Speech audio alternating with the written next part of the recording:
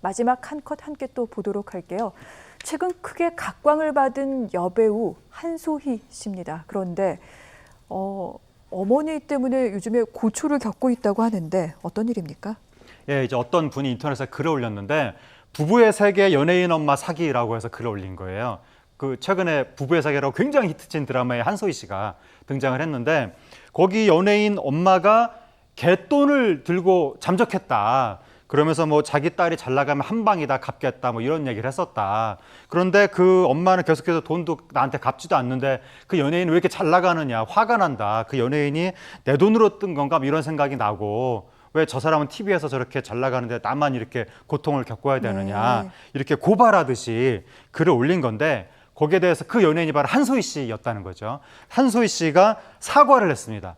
사과하면서 이제 사정을 이야기를 했는데 그 엄마랑 같이 안 산다.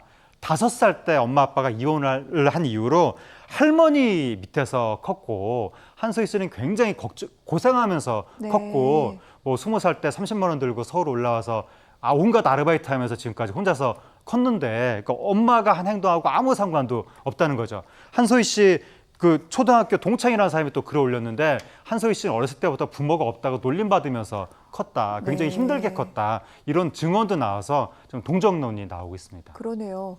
뭐 얘기를 듣고 보니까 한소희 씨도 피해자가 아닌가 뭐 이렇게 생각들 하시는 분들도 많을 것 같습니다. 그렇다면 근본적으로 평론가님 어떻게 해야 될까요? 이렇게 인연이 끊긴 부모가 저지른 잘못을 자식이 다 책임을 져야 되는지 이 부분 좀 고민을 해야 되는 건 아닙니까? 우리가 대원칙을 알아야 되는데 연좌제는 안 되거든요.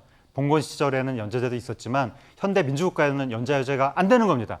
그래서 어떤 사람이 잘못하면 잘못한 사람한테 책임을 물어야지 가족한테 책임을 물으면 안 되는 겁니다. 이 원칙이고요, 이게. 네. 그래서 연예인한테 책임을 물으려면 그 연예인이 직접적인 책임이 있거나, 그러니까 돈을 빌릴 때 그 자리에 있었다.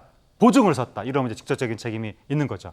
아니면은 뭐 도의적인 책임. 그러니까 부모가 사기를 쳐서 돈을 끌어모아가지고 그걸로 그 연예인이 성장기에 혜택을 받았다. 네. 유학을 갔다 왔다. 이러면 이제 도의적 책임이 있는 거고. 아니면 사후적으로 책임이 있는 경우 이제 그 채권자가 문제를 제기했는데 연예인이 나서서 갚겠습니다. 막 이러면서 안 갚고 막 이러면 이제 거짓말을 한다거나 이러면 사후적 책임이 있는 건데 여기에 전혀 해당되지 않는 부모님이 무슨 행동을 했든지 간에 관계가 없이 따로 살았던 그런 연예인한테 책임을 묻는 건 안 되는 것이고 그리고 법적으로도 이렇게 상관없는 다른 사람인 거거든요. 가족이라 해도 어쨌든 다른 사람이거든요. 네. 다른 사람한테 이렇게 막 인터넷에 글을 올려서 무슨 책임이 있는 것처럼 하면 그 채권자가 자칫 명예훼손죄로 또 몰릴 수가 있기 때문에 상당히 주의하셔야 되고 그러니까 정말 그 연예인한테 책임이 있느냐 없느냐 냉정하게 따질 필요가 있습니다.